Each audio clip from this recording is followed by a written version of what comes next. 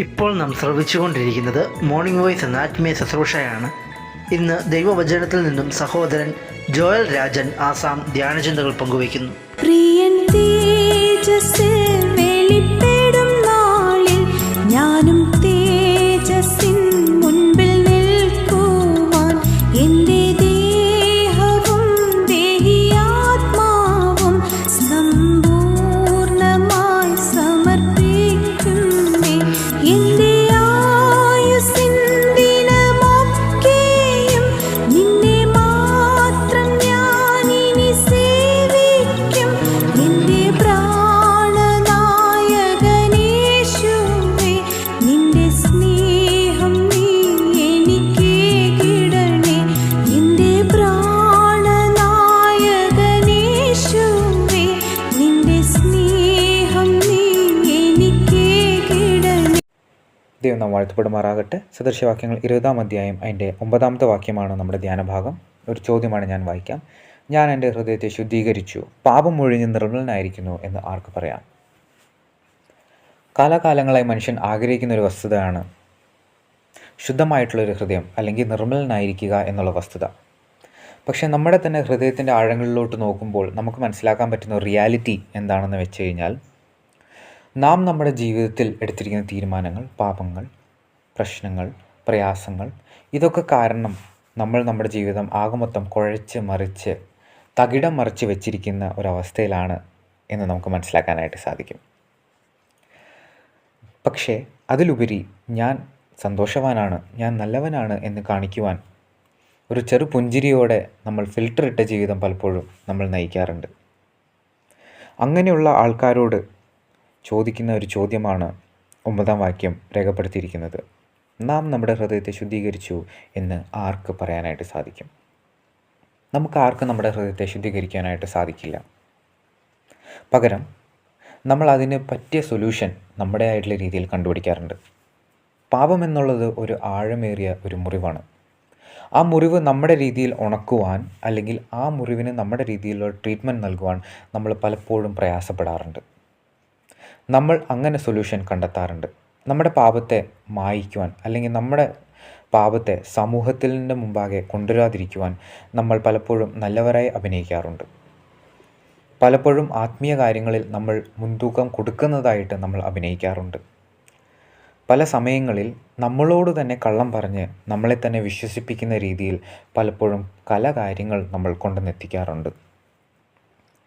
ചുരുക്കം പറഞ്ഞു കഴിഞ്ഞാൽ, വെളിയിലെ എല്ലാ കാര്യങ്ങളിലും നമ്മൾ നല്ല രീതിയിൽ കൊണ്ടുവന്നെത്തിച്ചിട്ട് മൂലകാരണങ്ങളായ പാവങ്ങൾ അവിടെ തന്നെ വെച്ച് അതിന് നമ്മുടേതായിട്ടുള്ള രീതിയിൽ ട്രീറ്റ്മെൻറ്റ് നൽകി അതിനെ കൂടുതൽ വഷളാക്കുകയാണ് നമ്മൾ ചെയ്യാറുള്ളത്. ഒരു മരത്തിൻ്റെ ശിഖരങ്ങൾ മുറിച്ചു കഴിഞ്ഞാൽ ഒരിക്കലും ആ മരം ഉണങ്ങിപ്പോവുകയില്ല.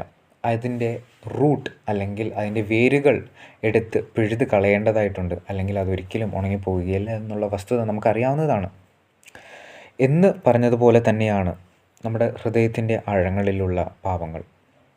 ആ പാപത്തിന് നമ്മുടേതായിട്ടുള്ള ട്രീറ്റ്മെൻറ്റ് നൽകുമ്പോൾ പലപ്പോഴും നമ്മൾക്ക് ശരിയായ സന്തോഷം നഷ്ടപ്പെട്ടു പോകാറുണ്ട്. നമ്മുടെ ജീവിതത്തിൽ വരേണ്ട ട്രാൻസ്ഫോർമേഷൻ അല്ലെങ്കിൽ നമ്മുടെ ജീവിതത്തിൽ വരേണ്ട മാറ്റങ്ങൾ പലപ്പോഴും വരാതെ പോകാറുണ്ട്. നമ്മളും ദൈവമായിട്ട് വലിയൊരു മതിൽ പണിത് നമ്മൾ വയ്ക്കാറുണ്ട്.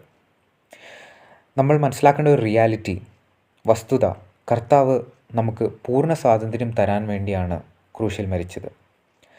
താനേറ്റ കഷ്ടപ്പാടുകളും താനേറ്റ നിന്ദകളും എല്ലാം നമുക്ക് ആ പാപത്തിൽ നിന്ന് പൂർണ്ണ മുക്തി നൽകാനായിട്ടാണ്. പക്ഷെ പലപ്പോഴും നമ്മൾ നമ്മുടെ പാപങ്ങൾ നമ്മുടേതായിട്ടുള്ള രീതിയിൽ ട്രീറ്റ്മെൻറ്റ് നൽകി ആ മുറിവുകളെ കൂടുതൽ വഷളാക്കി വെച്ച് അതിനെ ഒരിക്കലും എക്സ്പോസ് ചെയ്യാതെ അല്ലെങ്കിൽ അതിനെ ഒരിക്കലും ദൈവസന്നിധിയിൽ കൊണ്ടുവരാതെ നമ്മുടേതായിട്ടുള്ള രീതിയിൽ അർത്ഥങ്ങൾ നൽകി അതിനെ മറച്ചു വയ്ക്കുകയാണ് പലപ്പോഴും നമ്മൾ ചെയ്തിട്ടുള്ളത്. ഇതാണോ കർത്താവ് നമ്മുടെ ജീവിതത്തിൽ നിന്ന് ആഗ്രഹിക്കുന്നത്? ഒരിക്കലുമല്ല. ഒരു ചെളി പുരണ്ട കൈ മറ്റൊരു ചെളി പുരണ്ട കൈയിനെ കഴുകുവാനായിട്ട് സാധിക്കുമോ? ഒരിക്കലും ഇല്ല. ഒരു കേടായ ഫോൺ അതിനെ തന്നെ ഫിക്സ് ചെയ്യാനായിട്ട് സാധിക്കുമോ? ഒരിക്കലുമില്ല. എന്ന് പറഞ്ഞതുപോലെയാണ് ഈ മുറിവ്. ആ മുറിവ് നമ്മൾക്ക് സ്വയമായിട്ട് ട്രീറ്റ്മെൻറ്റ് ചെയ്യാൻ സാധിക്കുന്നതല്ല. അതിന് കറക്റ്റായിട്ടുള്ള ട്രീറ്റ്മെൻറ്റ് നൽകുന്ന ഡോക്ടറിൻ്റെ അടുത്ത് തന്നെ പോകേണ്ടത് ആവശ്യമാണ്. സങ്കീർത്തനം 51:10 പറയുന്നു, ദൈവമേ എനിക്ക് ക്ലീൻ ആയിട്ടുള്ളൊരു ഹേർട്ട് തരണമേ, അല്ലെങ്കിൽ ശുദ്ധമായിട്ടുള്ളൊരു ഹൃദയം എന്നിൽ സൃഷ്ടിക്കണമേ എന്ന് പറയുന്നത് ആയിട്ട് നമുക്ക് കാണാനായിട്ട് സാധിക്കും. 1 യോഹന്നാൻ 1:7 നമുക്ക് കാണാനായിട്ട് സാധിക്കുന്നത്, ദൈവത്തിൻ്റെ രക്തം അല്ലെങ്കിൽ കർത്താവിൻ്റെ രക്തം എല്ലാ പാവങ്ങളെയും ശുദ്ധീകരിക്കുന്ന ഒരു രക്തമാണ് എന്ന് നമുക്ക് കാണാനായിട്ട് സാധിക്കും. ഇവിടെയാണ് നമ്മൾ ദൈവസന്നിധിയിൽ വരേണ്ടത്.